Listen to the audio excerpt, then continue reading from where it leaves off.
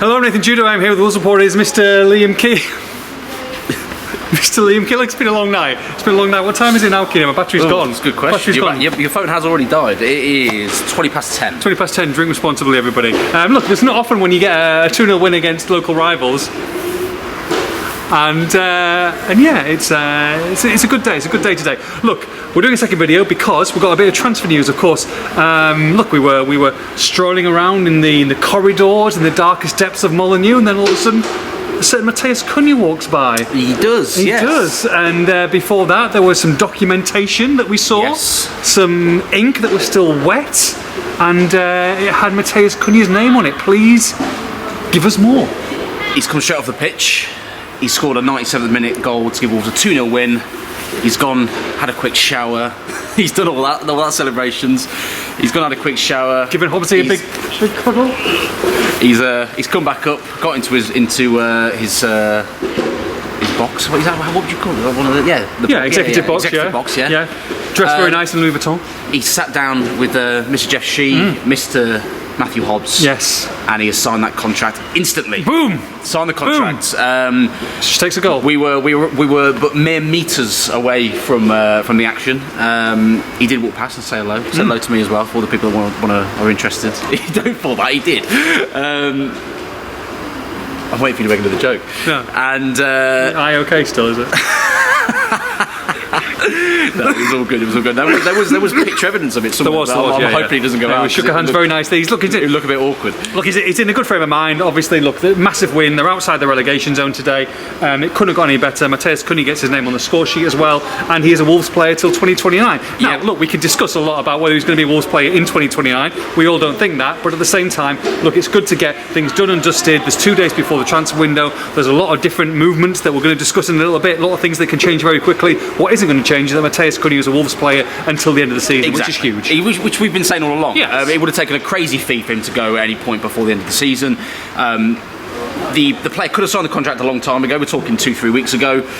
It was clear that his people were sort of canvassing opinion from elsewhere. At the same time, he does have an affinity with this club. He does want to keep this club in the Premier League, and he was being offered more money. So it was seemed like a no-brainer. Take the contract. You're not going anywhere in January anyway. That was the club's position. You sign the contract, you commit your future, and you keep Wolves in the Premier League. He scored a lovely goal tonight. Wolves got a massive win. It's a contract for a player that has deserved the contract first of all, but also will be sticking around until, as you say, the summer at the very least. It's all rosy, apart from maybe a signing falling through, which we'll come to. We'll come to it in a minute. But yeah, in terms of Matheus Cunha, you look at the same time, Wolves owe him a lot, but he owes Wolves a lot as well. Because they took him, they took a gamble on him as well. You know what I mean? He wasn't prolific. Paid a lot of money as well. Paid a lot of money for him. He's come here. He's put himself on a Premier League, platform in front of the world, and he's got his Brazil place back in. I know he's out of the team at this moment in time, but he's Brazil international. He's gone back as well. So the fans and this football club have done a lot for Matheus Cunha. So it's great that he's put, like you say, he's put pen to paper, and he's a Wolves player. Let's just get through. If Matheus Cunha is a Wolves player between now and the end of the season, as we've said from the start, we think Wolves will be okay. Yeah, exactly. Look, he's super talented, and with a player like him, when he's playing at his best, which at the moment he isn't. Don't get me wrong. Look, he isn't at his best right now, but he still scores a fantastic goal. When he can get him at his best, he's good enough to keep this team in the Premier League, alongside the other talented players that have popped up, as we spoke about in our post-match analysis. Look, it also for Cunha and for the club, it puts all of the speculation to rest as well. So regardless of him getting more money and the Wolves keeping it until the summer, just to be able to say, right, all of this noise is gone, you focus on your football, you knuckle down, you focus on keeping this club in the Premier League, and that can only be a good thing for the player and for the football club. We said things could change very, very quickly. Matheus Cunha's future is not changing. What is changing very, very quickly is the future of someone like Kevin Danso, who we expected to come to the country. He's in England at this moment in time. He's not in Wolverhampton. He stayed in London, as you're going to say in a little bit. But that was my big thing to play. Oh, sorry. I'm joking. But look, expected to sign a loan deal until the end of the season. That's not the case now because they've been gazumped at the last minute. Hijacked. Yes, so things started moving today. We were aware of things moving and we're trying to firm up some facts, which takes a bit of time. And it seems likely that he was going to arrive at Wolves. We then it all breaks and we find out that he flew to London today. He arrived in England. He agreed a straight loan, no option to buy, no obligation to buy, a straight loan to come to Wolverhampton Wanderers till the end of the season. He was due to travel from London to Wolverhampton tomorrow, Sunday, depending on when this video comes out. Sunday was the plan, and at the 11th hour, at the very last minute, Spurs, who have shown interest in Danso in the past, I can't speculate how they've done it. I'm sure the fact he's in London may have had something to do with it. Well, they've been waiting at the airport for him. Coming to this limousine. They have hijacked the deal. Wolves were actually in with Cunha, waiting for him to come up and sign the contract, and they got the call there and then to say, sorry guys, he's going to Spurs instead. Now he's going to Spurs on a permanent deal as well. I think the reports are that it's about 25 million euros. Wolves had offers rejected for him as well up until that point, and Wolves have been gazumped, as you say. They are no longer getting Kevin Danso, and they'll be turning their attentions elsewhere. Yeah, look, at the same time, in terms of Kevin Danso, look, we all know that he was one of the top targets. He was one of the top targets throughout this window. But look, how many hints do you want that if a player doesn't want to come to you? And it feels like the Danso party had 3 or 4 or 5 offers on the table, and if all those offers didn't materialise, he was going to go to Wolves. That's what it seemed out from the outside, and it looks like he's gone to Spurs. And if you've got someone whose heart isn't in it, especially if you're signing a loan deal, it's not even an obligation to buy. If it's someone on a 6-month loan deal, how much fight do you have? Because he knows that he's not integrated with this structure, with his fan base. You know, it's someone who's going to come in on a rental and then he's going to go back. You know, doesn't matter to him. You need someone who's going to fight for the shirt. I just feel like, from all the signs we've seen from the Danso camp, that's maybe not the character you want when you're in a relegation battle. I think it's a good point, definitely. Look, is it a blow that Wolves have missed out on a player that they wanted and in a position that they need? Of course it is. I don't think you can dress it up as anything other than that, but you have to take into account, as you just said, the fact that Wolves have been working on this for a long time. They almost went for him in the summer. They could have had him earlier in this window. They've attempted to get it over the line. There's been stalling, there's been delaying, there's been interest reportedly from Juventus, from Villa, who Wolves of course beaten tonight. Spurs, as we mentioned. Spurs, as we mentioned.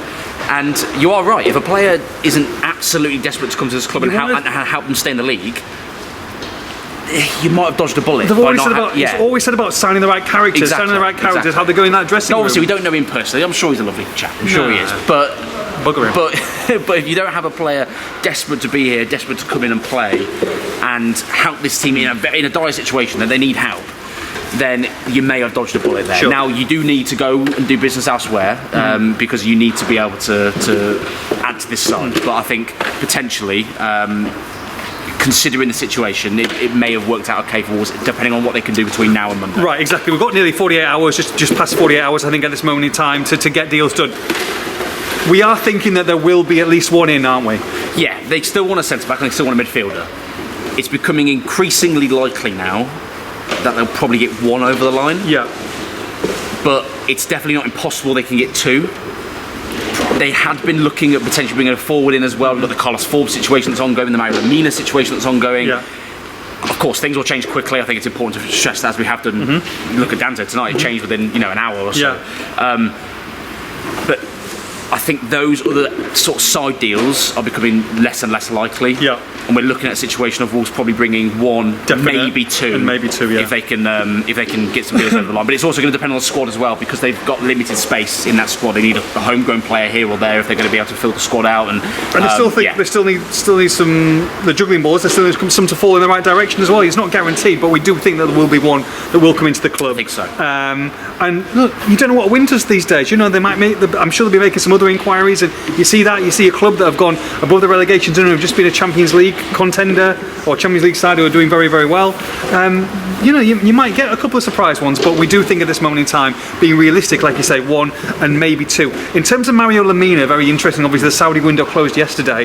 The Turkish window is still open, but do you feel it's becoming more like that Mario Lemina will stay at Wolves? And if he does, can he integrate himself back into this dressing room and back into this fan base? I think an important point on this, it's something we have mentioned but maybe hasn't been taken on board by a lot of supporters, is that although he wants to leave the club, which we've thought, and the way it perhaps has been gone about has been poor, he's also been training consistently with the first team, and he's been around the group consistently as well. He's not someone that's been bombed out to the 21s and he's walking around, shopping around Compton and causing a fuss and causing a problem. He hasn't been doing that.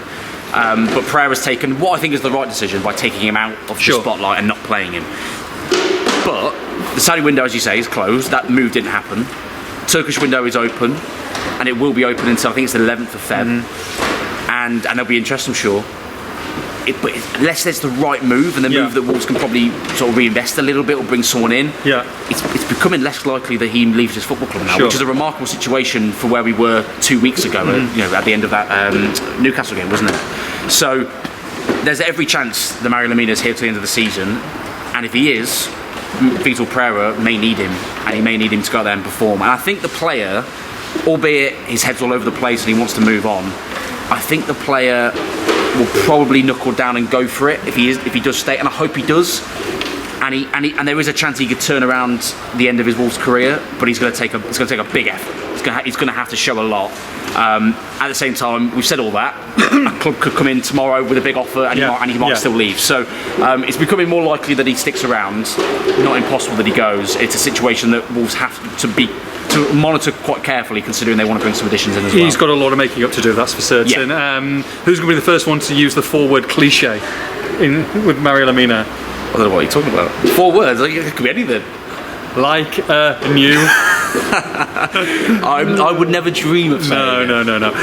Look, we will be with you. We will be with you. We're with you tonight. We're going to be with you tomorrow. We're going to be with you all of Monday, right the way until 11 o'clock. And past me, him, and lots of transfer news, hopefully. But it's been a good day. Enjoy it today. Wolves 2, Villa 0. We'll take it.